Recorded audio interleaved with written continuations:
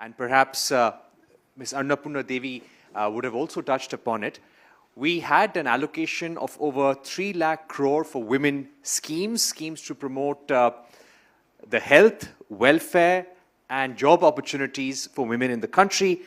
The women participation in the workforce in India has risen to 37% according to recent surveys by the government of India. But clearly there is a long way to go. We've been having conversations with Dr. Gupta, Ambassador Gupta also over the past few days. Clearly there is a lot to do when it comes to improving access for women to credit, to healthcare and job opportunities across the spectrum.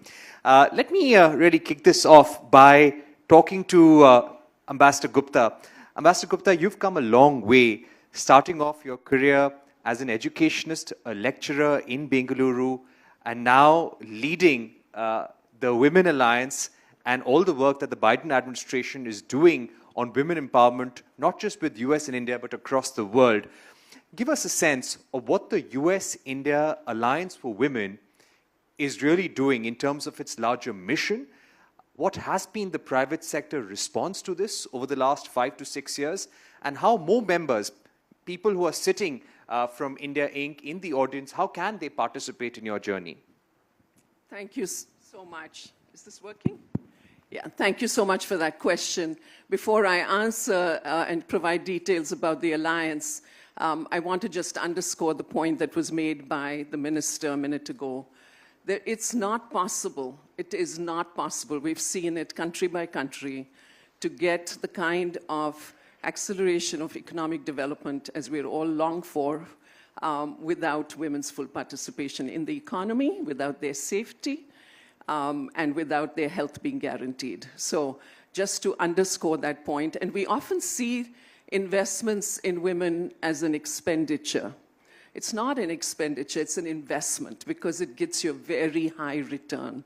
So that is what underlies the establishment of the US-India Alliance for Women's Economic Empowerment. That is a public-private partnership with the US Department of State, USAID, the Gupta Klinsky India Institute of Johns Hopkins University, USIBC, and the America-India Foundation. So with our anchor partners here, we have established this public-private partnership to really bring together like-minded companies who share a commitment to these objectives to accelerate economic development by really fueling women's economic empowerment. And the minister highlighted some of the reasons why.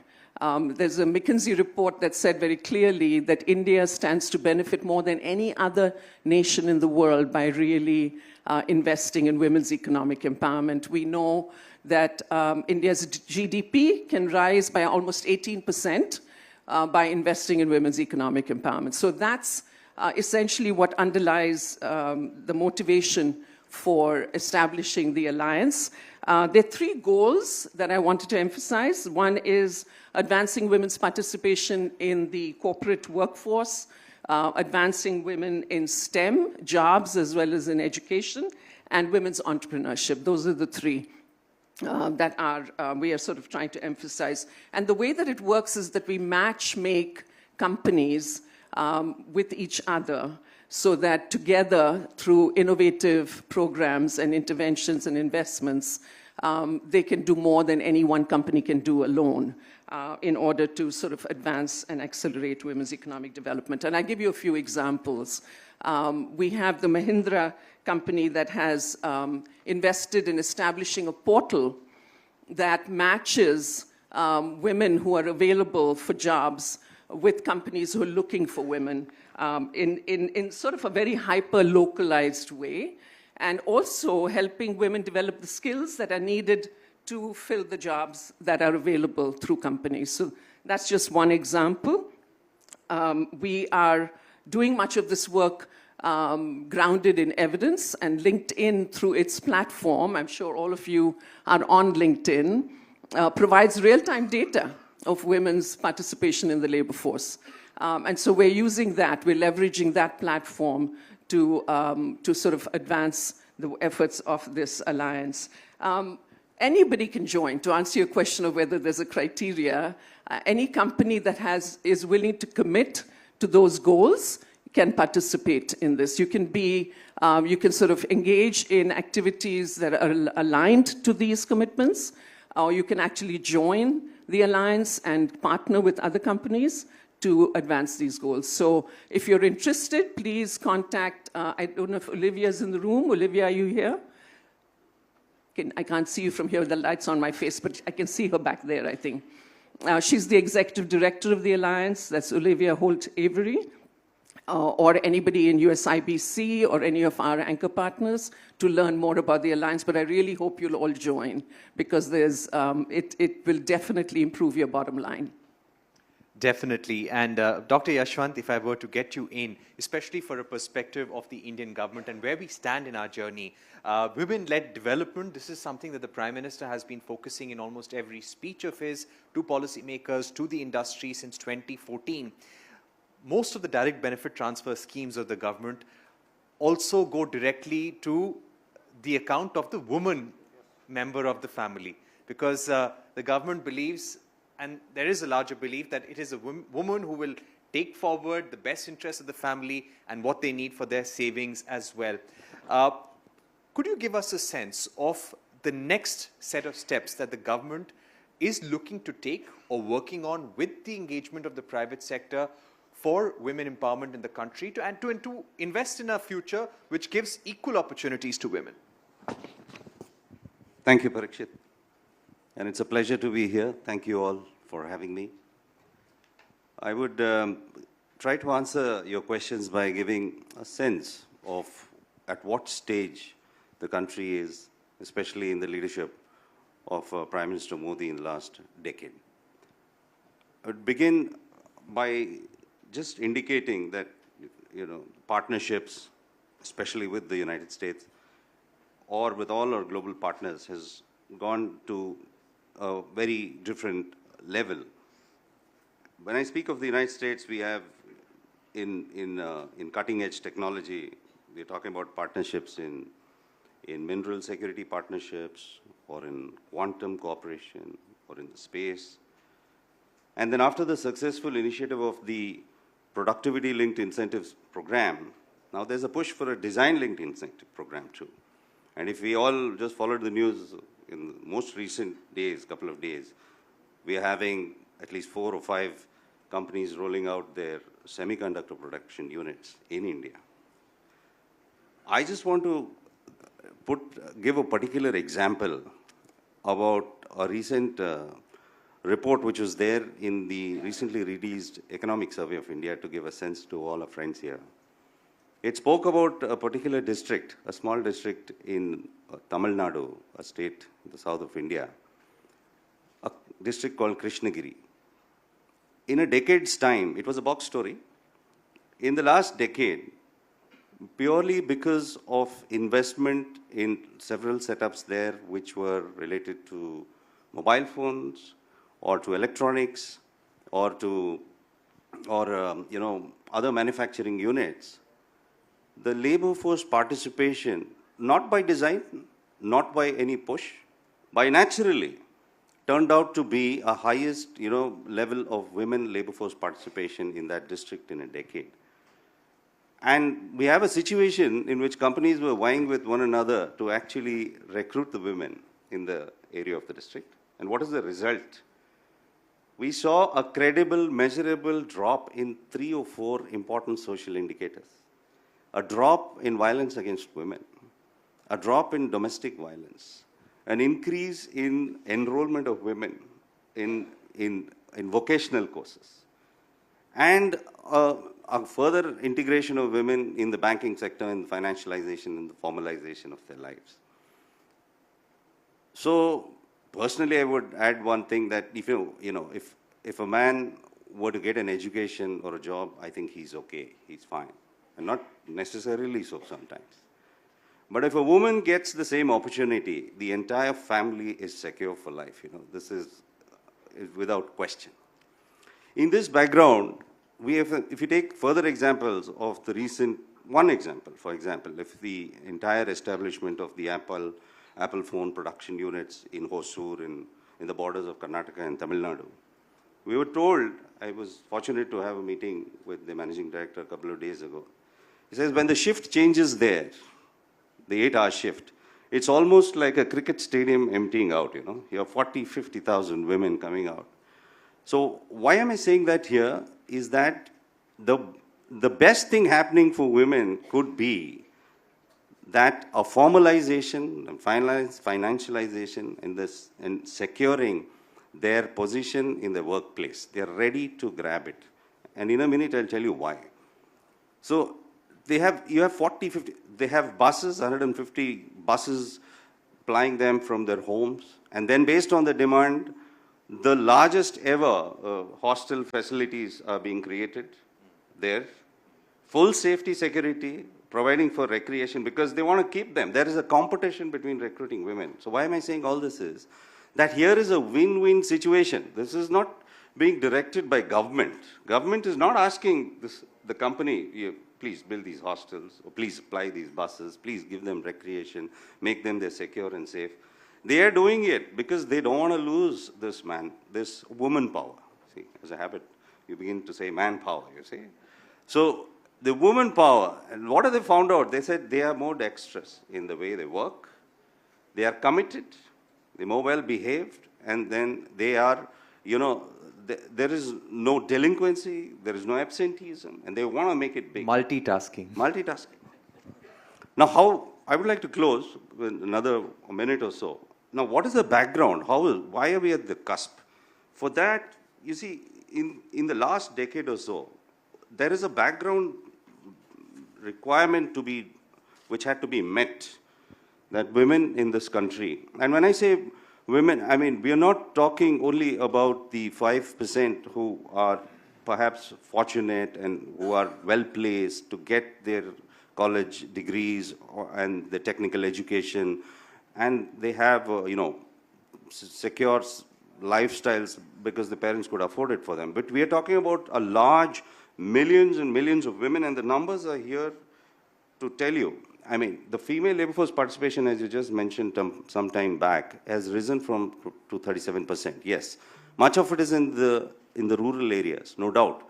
And the urban labor force participation has to increase. For this, our Honorable Minister, while she was speaking, she touched upon the wide, multi-pronged approach which the ministry, particularly, as well as in collaboration with all other ministries of government, is taking.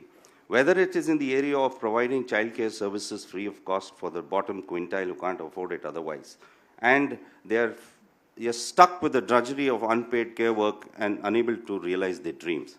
We are trying to roll out 100,000 creches in both from the government sector as well as in collaboration with the private partners to create a national database. Working women hostels are being rolled out all across the country in a big way. And she also mentioned, the effective implementation of the Protection of Women from Sexual Harassment in the Workplace Act. Our ministry right now is doing it and leveraging the power of technology for that. So the entire safety network has been put into place.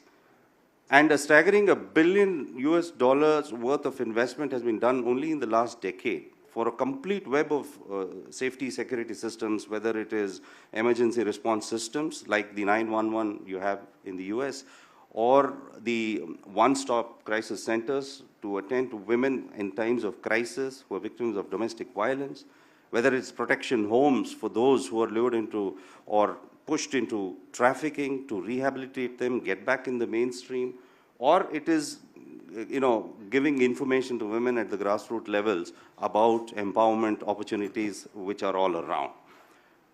I mean, there's a lot to be said, and there's a lot more.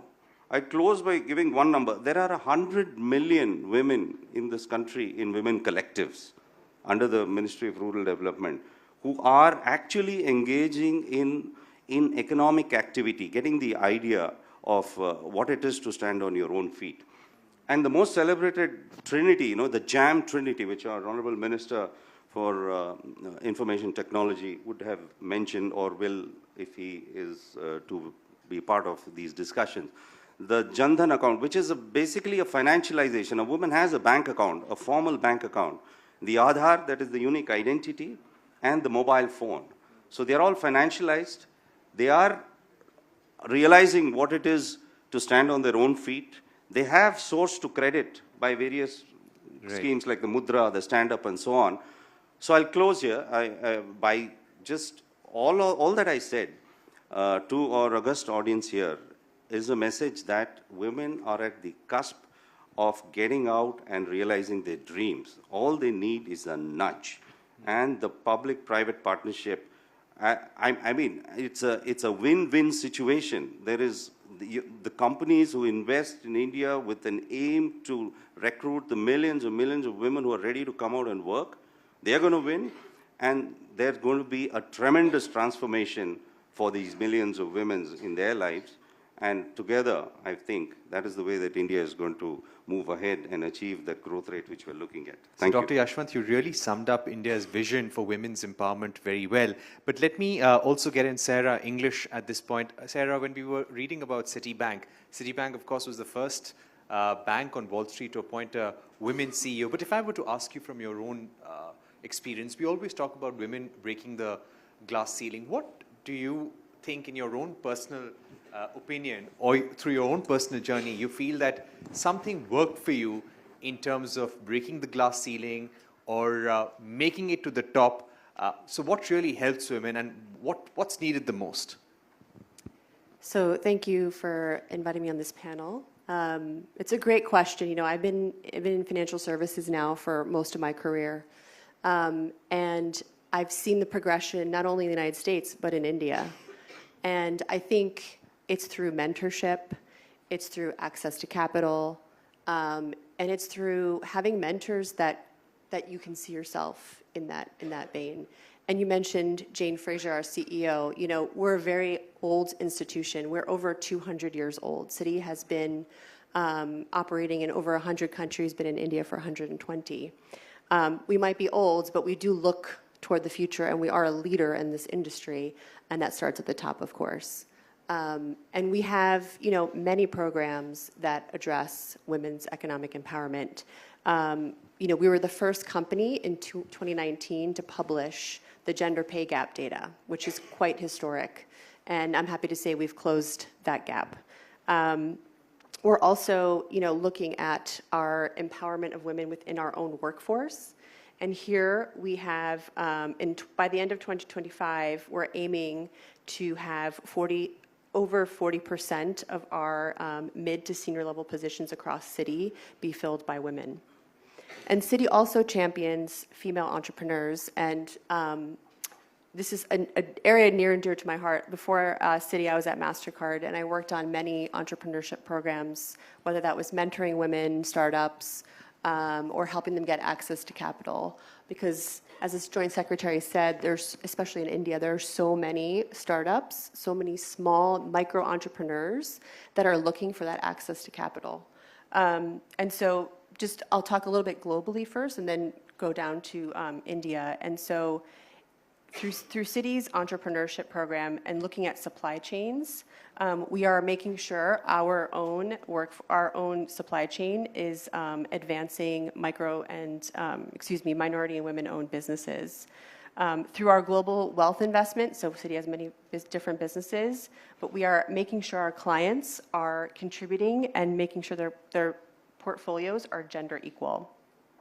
And we have a Citi Impact Fund, which is our startup investment fund, that has allocated over $160 million, 70% of which those startups are women-owned. And specifically in India, last year, actually, we announced at the APEC Summit, Jane Fraser announced that we have entered into a partnership with ICICI Bank to co-finance small loans to micro-entrepreneurs, especially in rural India, targeting about 300,000 women-owned businesses. And these are just some of the examples that we have, but I think that access to capital is really important. It's sort of the seed that grows within a business, but also within the women's own well-being. Right. Thank you so much, Sahra, for joining us. Let me also go across to our other panelists right now.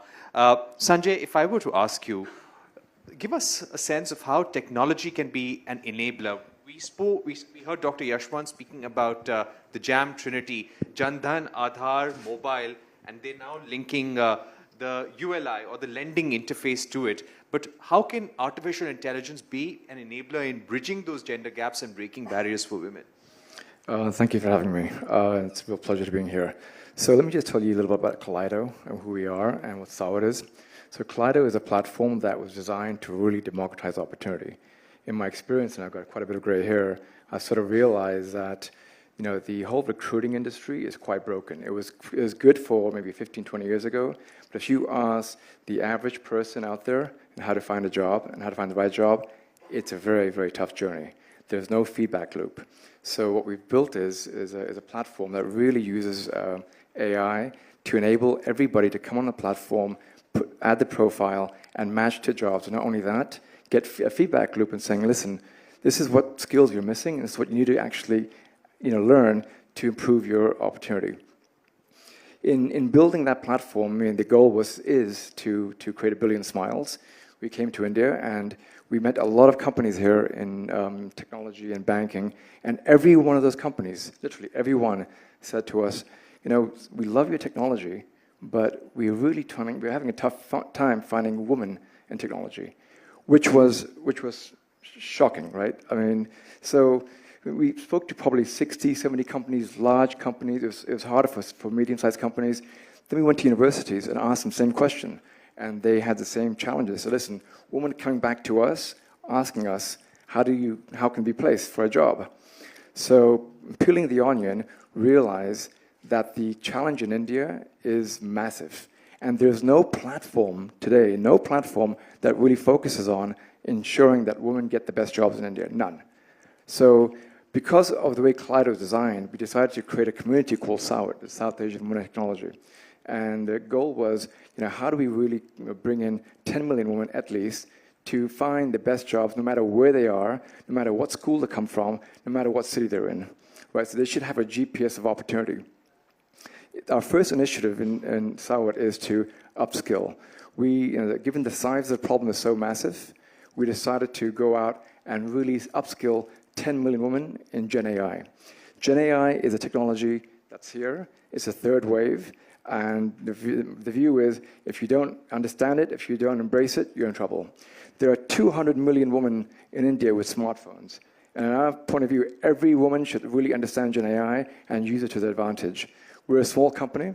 Our goal is to do 10 million. With a partnership with all of you, maybe we can reach a lot more than that. But that is exactly what we're trying to do, is create, bring in 10 million women to Gen AI. And the other thing I want to just share, India is going to be the factory for Gen AI. Companies all over the world are going to come to India and look for talent. We want to make sure that this community we're building, SAWT, is a go-to market for jobs. Thank you. Right. And that's an important point, because recent reports have also pointed out that when it comes to digital equality, there is a gap there as well. Women, girls, school-going girls don't have equal access to smartphones as the boys in the family or the men in the family do. Safiya, if I were to ask you about the kind of advice you're giving to your clients to diversify the workforce, not just at the top level in their boardrooms, but on the shop floor as well, what has been your advice, and how are you helping them make that transition and change on in their offices? Thank you so much, and thank you all for being here. Let me start with APCO a little bit, because we're an interesting firm. We're a global advisory firm that's 1,400 people strong with 40 offices around the world. But we're a women-led, women majority-owned advisory firm, which is kind of rare. And it was our founder, who's a woman, was a school teacher and had her kids, and then founded this firm, and it's grown exponentially, and it's meaningful to a lot of people, and we give advice to clients in this space, and there's something that I've heard over the last year that I've been working with Marjorie is recruit, retain, and advance, and these are sort of best practices that we give our clients, and it's something that we uphold within our own practices as well. So in recruiting, diversifying your hiring pool. So within APCO, we have practices in place to ensure that if we're hiring for a position, we've got to have the same number of women that are in the applicant pool that there are for men. And so this is something, the advice that we give to other firms as well. And it's something that when I joined, it was just my eyes kind of opened up really wide to know that this was a practice that was in place, and this advice that we're giving to clients. In terms of retain, I mean, there's all kinds of advice out there about addressing expectation for women who are juggling childcare issues and pay gaps and all kinds of different things.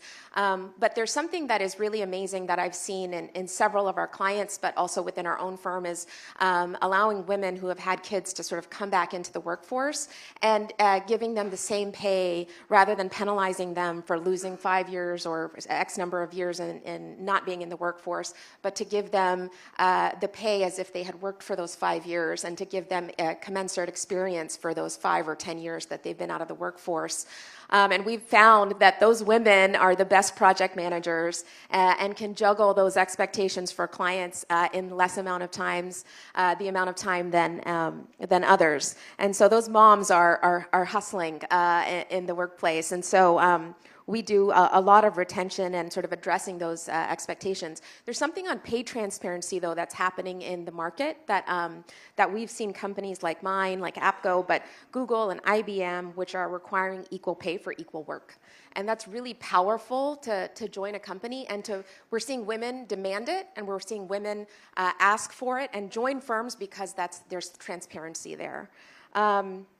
And then in advancement, I wanted to sort of talk about being intentional about requirements for women on boards, women in senior leadership positions. Companies like Mahindra here in India are doing exactly that, where they've got women in senior leadership C-suite positions, and that is intentional. The CEO, the board are requiring it, are mandating it, and it just means better decisions are being made for the business.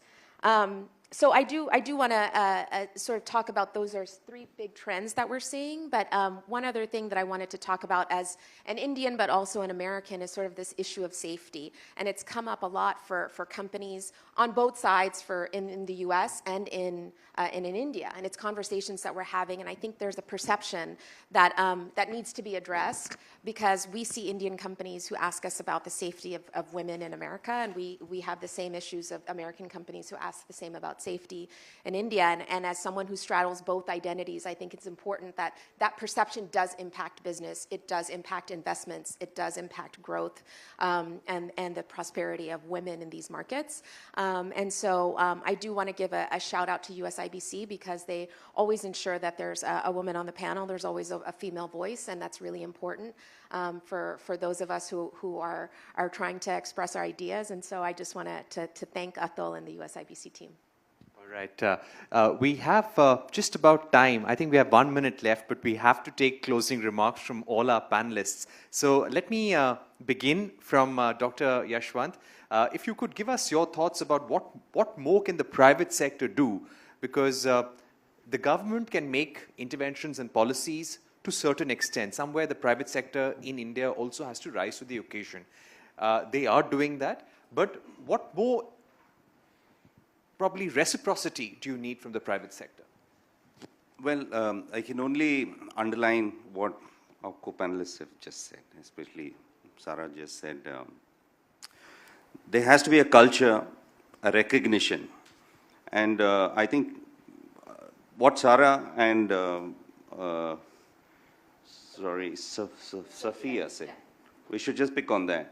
There are companies who realize that it's in their own benefit. It's not, I mean, if that's the way the thing works, if you do not want to do it in an altruistic perspective at all, which is the way one should do it.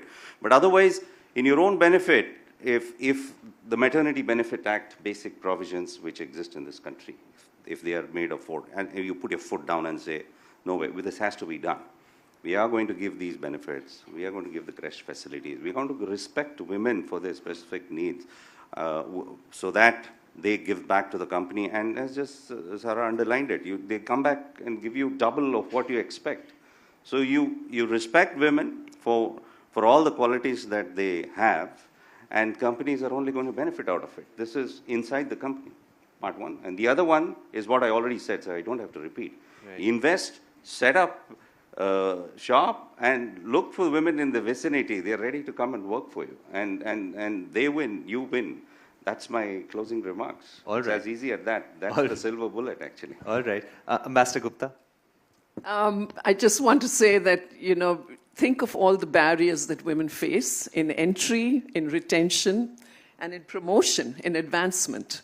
And think about ways to address them. There's a lot of experience, and you talked about it, Safiya, some of what can be done to make it easier for women to enter, even for women entrepreneurs, to get access to markets, to get access to capital, to not make sort of demands for collateral that are not easy to meet.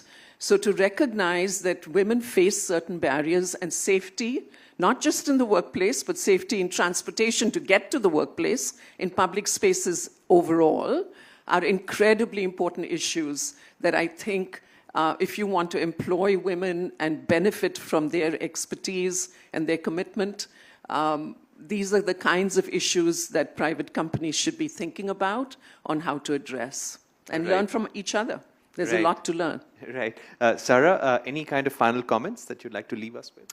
Yes. I think first and foremost, it has to be intentional, whether that's government policy or corporate policy, right? Because at the end of the day, it's just good business to invest in women.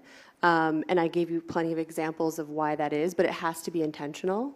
And I think the key really is, if we're going to close the funding gap or the workforce gap, it has to be a public-private partnership, because alone the private sector cannot do it. We need to have the government come in and facilitate, whether that's co-funding or the policies that support that. Right. Safiya? Thank you. I would just say, as I look at our firm, and we have female leadership in some of the toughest emerging markets and male-dominated societies, we have female MDs running our businesses. And in conversations around that, it's not about the numbers, it's not about the percentages or the seats, but it's about enabling the strongest talents who are best placed for that organization. And so I think that's the way to look at it, is what's the strongest talent and who's going to bring in and lead that business in the best way, and just creating an equal playing field and creating those opportunities. Right. And finally, to you, Sanjay, at this point, India is trying to be a leader in Gen I. What are some of the things that we must keep in mind so that we make sure there are no discrimination, there are no differences when we come to hiring women talent and retaining them? Well, I think we are in a phenomenal position now. It's India is a country that's most talked about. We are on an amazing growth trajectory. Gen AI is here to stay. We have, as I said, 200 million women with smartphones and growing. This is the opportunity to really, the wave, we're at a special point today where if we can get those 200 million women on this wave, they'll have an amazing ride. But we have to do it fast. We have to trust them, enable them with this tool so they can go fly and have the dreams come true. And this is about partnerships, public partnerships and private partnerships. All right. Thank you very much, ladies and gentlemen, for joining us on this panel. Lots to think about. And thank you, everyone, to the audience for listening in and supporting us as well. Thank you very much, Parikshit Luthra, for moderating this session. I request all of you to please huddle for a quick photograph.